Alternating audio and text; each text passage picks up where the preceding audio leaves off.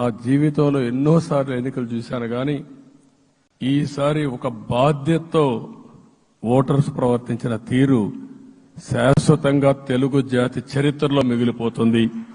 అది ఈరోజు జరిగిన విషయం మనం గుర్తుపెట్టుకోవాలి. మనందరం ఒకటే గుర్తుపెట్టుకోవాల్సిన అవసరం ఉంది.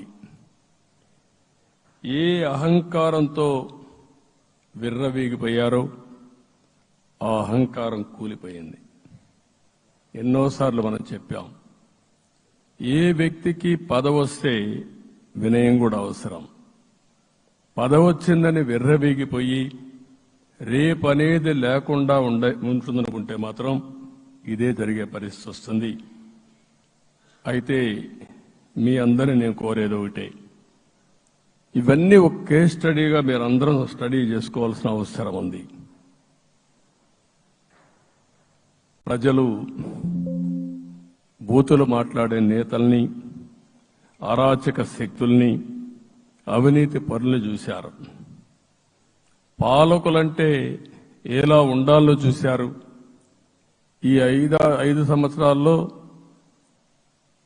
పాలకుడు ఎలాంటి వాడు వచ్చి అర్హత లేని వ్యక్తి ఏ విధంగా ఉన్నాడో చూశారంటే, ఈరోజు ఇచ్చిన తీర్పు ఈ 5 ఏళ్లు పరిపాలించినటువంటి వ్యక్తి యొక్క ప్రవర్తన చూసిన తర్వాత ఇలాంటి వ్యక్తి పాలనకు పనికిరాడనే ఉద్దేశంతో ఓట్లు చేసే పరిస్థితికి వచ్చారు. ఇది నా ఉద్దేశ ప్రకారం ఒక కేస్ స్టడీ అవుతుంది, మనందరం కానీ జాగ్రత్తగా ఆలోచిస్తే. కానీ మనం కూడా అదే విధంగా కక్ష తీర్చుకోవాలి అని కానీ మనం ముందుకు పోతే మనకు కూడా సమస్య వస్తుంది. అదే సమయంలో ఒకటే చెప్తున్నా, తప్పు చేసిన వాడిని క్షమించి పూర్తిగా వదిలిపెడితే కూడా మళ్ళా అలవాటుగా మారుతుంది. తప్పు చేసిన వాళ్లకు శిక్ష పడవలసిన అవసరం ఉంది, చట్టపరంగా శిక్షించాల్సిన అవసరం ఉంది. అదే సమయంలో విధ్వంస రాజకీయాలు, కక్షా రాజకీయాలు కాకుండా ఇవన్నిటిని ప్రక్షాళన చేయాల్సిన అవసరం ఉందని చెప్పి కూడా నేను మీకు తెలియజేస్తున్నా. ఇంకొక పక్క 5 ఏళ్లలో ఎన్నో సంవత్సరాలు చూశాను కానీ కార్యకర్తలపైన దాడులు, హింసా రాజకీయాలు, అక్రమ కేసులు, వేధింపులు, కడాన సోషల్ యాక్టివిస్టులు కూడా ఇష్టానుసారంగా కేసులు పెట్టి హెరాస్ చేస్తే నిద్రపోకుండా వాళ్ళు కాపాడుకున్నాం. ఇంకొక పక్కన అన్ని పార్టీలకు 3 పార్టీలకు అనుభవం ఉంది. ఈరోజు మీరు చూస్తే ప్రాణాలు తీస్తూ అరాచకంగా ప్రవర్తిస్తూ తెలుగుదేశం పార్టీలో ఒక ఉదాహరణ చూసినప్పుడు అన్ని పార్టీలకు వర్తిస్తుంది. ఏదైతే మన పార్టీకి వ్యతిరేకంగా నేను ఆ పేర్లు చెప్పకూడదు కాబట్టి చెప్పలేదు, కానీ స్లోగన్ ఏమంటే కడాన మెడ మీద కత్తున్న జై తెలుగుదేశం అంటూ ప్రాణాలు వదిలిపెట్టే పరిస్థితికి వచ్చారు. ఇది ఊహించని పరిణామాలు. ఇవన్నీ ఇప్పుడు కూడా కళ్ల ముందర తిరిగే పరిస్థితి వస్తుంది.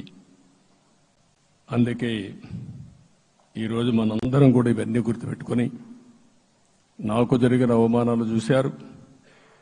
నేను అందుకే మా కుటుంబానికి జరిగిన అవమానంతో నేను కూడా భరించలేక బయట వచ్చినప్పుడు ఒకటే శపథం చేసి వచ్చాను. ఆ శపథం, ఇది గౌరవ సభ కాదు, ఇది కౌరవ సభ. ప్రజాక్షేత్రంలో గెలిచి మళ్లీ ఈ సభను గౌరవ సభగా చేసి అడుగు పెడతానని చెప్పి శపథం చేసి బయట వచ్చాను. ఓసారి ఇవన్నీ చరిత్ర. ఆ శపథాన్ని ప్రజలు గౌరవించారు. గౌరవించిన ప్రజల్ని నిలబెట్టే బాధ్యత మనందరిపైన ఉంది. సభను కూడా ఎన్నోసార్లు పవన్ కళ్యాణ్ గారు చెప్పారు, భవిష్యత్తులో ఆంధ్రప్రదేశ్ శాసనసభని ఒక గౌరవ సభగా చేసి ప్రజా సమస్యల్ని చర్చిస్తామని చాలా స్పష్టంగా చెప్పారు. అలాంటి బ్రహ్మాండమైన వాతావరణం క్రియేట్ అవుతుంది. దానికి ఒక శాసనసభాపక్ష నాయకుడిగా నేను హామీ ఇస్తున్నా. మళ్లీ ఈ సభను గౌరవ సభగా, ఈరోజు మన పరిపాలన ప్రజా పరిపాలన, ప్రజా ప్రభుత్వంగా మనం ముందుకు పోవాల్సిన అవసరం ఉంది. ముందుకు పోతామని చెప్పి కూడా నేను మీకు తెలియజేస్తున్నా. ఇంకా కిందికి డెప్త్కి వెళ్తే గవర్నమెంట్లో ఏముందో ఇప్పటికి తెలియదు, ఎంత అప్పు ఉందో తెలియదు, ఎక్కడెక్కడ తెచ్చారో తెలియదు. ఇవన్నీ కూడా డెప్త్కి వెళ్ళినప్పుడు ఎన్ని లక్షల కోట్ల అప్పు ఉంది, ఏదేది తాకట్టు పెట్టారు, ఆర్థిక వ్యవస్థ ఏ విధంగా చిన్నాభిన్నం అయిపోయింది, ఇవన్నీ కూడా అధ్యయనం చేసుకోవాల్సిన అవసరం ఉంది. ఇరిగేషన్ రంగాన్ని పూర్తిగా నిర్వీర్యం చేశారు. రాష్ట్రానికి అతి ముఖ్యమైన ప్రాజెక్టు పోలవరం. కేంద్రం క్లియర్గా పోలవరానికి సహకరించారు. నాకు ఇప్పుడు కూడా జ్ఞాపకం ఉంది, 2014 కంటే ముందు నేను ముఖ్యమంత్రి అయ్యాను, ఎంపికయ్యాను, ఢిల్లీకి వెళ్ళాను. ఢిల్లీకి వెళ్ళినప్పుడు 7 మండలాలు తెలంగాణలో ఉన్నాయి. పోలవరం ముంపుకు గురి అయ్యే 7 మండలాలు తెలంగాణలో ఉన్నాయి. ఆ 7 మండలాలు అక్కడుంటే జూన్ 2వ తారీఖున నోటిఫికేషన్ వస్తే ఆ తర్వాత తెలంగాణ అనుమతి ఉంటే తప్ప, పునరావాసానికి ఒప్పుకుంటే తప్ప మనం పోలవరం కట్టే పరిస్థితి లేదు. ఆ రోజు రాజ్నాథ్ సింగ్ గారు పార్టీ అధ్యక్షుడు. అదే మాదిరిగా ఆ రోజు వెంకయ్యనాయుడు గారు కూడా యాక్టివ్గా ఉన్నారు. నేను ఒకటే కోరాను, ప్రజలు నన్ను ఎంపిక చేసుకున్నారు, ఇక్కడ మనం ఎన్డీఏ వచ్చింది, ఈ ప్రాజెక్టు పూర్తి కావాలంటే ఆ 7 మండలాలు ఆంధ్రప్రదేశ్ రాష్ట్రానికి ఇస్తే తప్ప పూర్తి కాదు. మీరు 7 మండలాలు ఇవ్వకపోతే నేను ప్రమాణ స్వీకారం చేయను, నాకు ఈ పదవి వద్దని ఆ రోజు చాలా స్పష్టంగా చెప్పాను. ఇది ఎప్పుడు కూడా చరిత్రలో ఎప్పుడు జరగని విషయం. ఆ రోజు ప్రధానమంత్రి గారు నరేంద్ర మోడీ గారు ఇవన్నీ ఆలోచించి ఫస్ట్ క్యాబినెట్ మీటింగ్లో పెట్టి ఒక ఆర్డినెన్స్ ఇచ్చి ఆ 7 మండలాలు ఆంధ్రప్రదేశ్కి ఇచ్చి తర్వాత పార్లమెంట్ సమావేశాలు పెట్టుకున్నారంటే అది ఒక చరిత్ర. అంటే ఆ రోజు గాని కేంద్రంగాన 7 మండలాలు ఇవ్వకపోయుంటే పోలవరం ప్రాజెక్టు ప్రారంభమయ్యేది కాదు. అన్ని కష్టాలు పడి మళ్లీ డబ్బులన్నీ కోర్టులో ఉండే కేసులన్నీ విత్డ్రా చేయించి అన్ని చేయించాం. 72% పనులు పూర్తి చేశాం. ఈరోజు మళ్లీ మొదటికి వచ్చింది.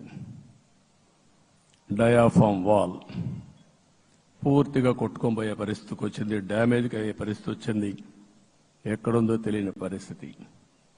మళ్లీ కేంద్ర సహకారంతో రాష్ట్రానికి